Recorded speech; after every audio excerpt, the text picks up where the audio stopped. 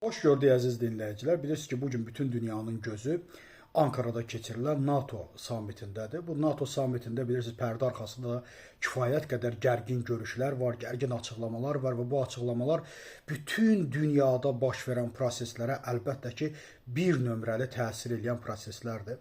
Bugün bilirsiniz ki, Amerika prezidenti Trumpla Avropa Birliyi ölkələri arasında da kifayət qədər gərginliklər var. İstər İtaliya baş naziri ilə olsun, istər İspaniya baş naziri ilə olsun və s. və ilaxır. Amma bu görüşlərdə həm müsbət, həm də mənfi tendensiyalar var. Müsbət tendensiyalar ondan ibarətdir ki, bugün həm Türkiyə Avropaya, həm Avropa Türkiyə ilə bərabər bir-birlərindən asılı vəziyyətdədirlər. O müsbət tendensiyalardan biri ondan ibarət ki, artıq 50 milyard dollar yenidən pul ayrılması məsələsi ortadadır. Ayıracaq və NATO özünü gücləndirəcək. Türkiyənin özünün ümumdaxili məhsulun 5%-ni məhz silaha həsr etmə məsələsi var. Və ən vacib məsələlərdən biri də ondan ibarət ki, yekdil olaraq NATO ölkələri Ukraynaya yardım edir və Ukraynanın qalib gəlməsi üçün əlindən gələni eləyəcəyinə tam sürətdə razılaşıblar. Amma burada mənfi tendensiya nədir? Mənfi tendensiya Türkiyə ilə bağlı olan mənfi tendensiyadır. Bu mənfi tendensiya ondan ibarət düzdür. Bugün bizim qardaşlarımız, dostlarımız bilirsiniz ki, biz Türkiyə bizim üçün qardaşdır və Türkiyənin bugün silah istehsalı məsələsi kifayət qədər yüksək həddədir.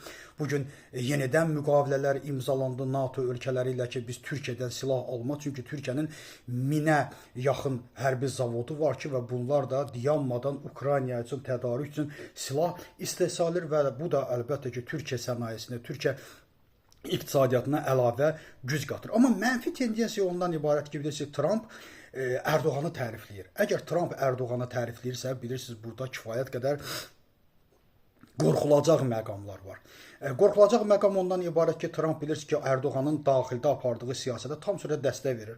Müxalifətin tutulması, dövlətin avtoritar sistemə keçməsinə tam sürətlə göz yumur. İkinci bir məsələ bildirir ki, bax biz Netanyahu sözə qulaq asmızdı, bizi Netanyahunu sakitləşdirdi. Sağ olsun Türkiyə müharibəyə girə bilərdi, bax bizə görə girmədi. Və bütün bu açıqlamalar bizə İran məsələsində çox yardım etdi və s. və ilaxır. Mən xatırlayırsınızsa demişdim ki, Ərdoğan siyasəti bəyənərsiniz, bəyənməzsiniz, bununla işim yoxdur. Amma Ərdoğan siyasəti avtoritara doğru getməklə və Amerikadan da dəstək almaqla əslində daxildə kifayət qədər zəifləyir.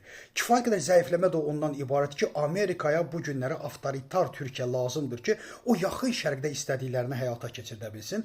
Yaxın şərqdə Amerikanın maraqlarını tam sürətdə həyata keçirsin. Bilirsiniz ki, Türkiyə buna kifayət qədər müəyyən mənalarda mane olub Kürd məsələsində və digər məsələlərdə və biz bunun şahidi olduq ki, İrana da kifayət qədər dəstək verib, Türkiyə İran məsələsində Amerikaya dəstək verib, hər bir formada Amerikanın maraqlarını qoruyub. Bu günlərdə Amerika onun maraqlarını qorumaq üçün müəyyən mənada öz müttəfiqi olan İsrailə də bildirir ki, sən kəs səsini otur günən yerində. Çünki bu gün hələ Türkiyə bizə lazımdır, Türkiyənin böyük ordusu var və s. və ilaxır. Mən bu barədə indiyə qədər danışmışam. Yəni, mənfi tendensiya bundan ibarətdir. Və nəzərə almaq lazımdır ki, Türkiyə ilə danışıqdan sonra artıq Amerika çıxdı, açıqlama verdi Trump ki, biz İran tərəfi liar, yəni yalancıdırlar, onlarla danışmağa dəyməz, artıq atəşkəs bitdi və müharibə başladı və həmin saatdan bir saat əvvəl də artıq İranı vurmağa başladılar. Yəni, ola bilsin ki, İranın da icazəsi məsələsini ala bilər Türkiyədən. Türkiyə, Amerika İran məsələsində onu özünə tərəf çəkmək istəyir və Avropa məsələsində Türkiyəni özünə tərəf çəkmək istəyir, onu neytral saxlamaq istəyir, onu Avropanın bir hissəsinə çevrilməsini istəmir, ona görə də onun avtoritar əməllərinə dəstək verir. Çünki avtoritar əməllərinə dəstək verməklə Türkiyəni Avropa Birliyindən uzaqlaşdıra bilir.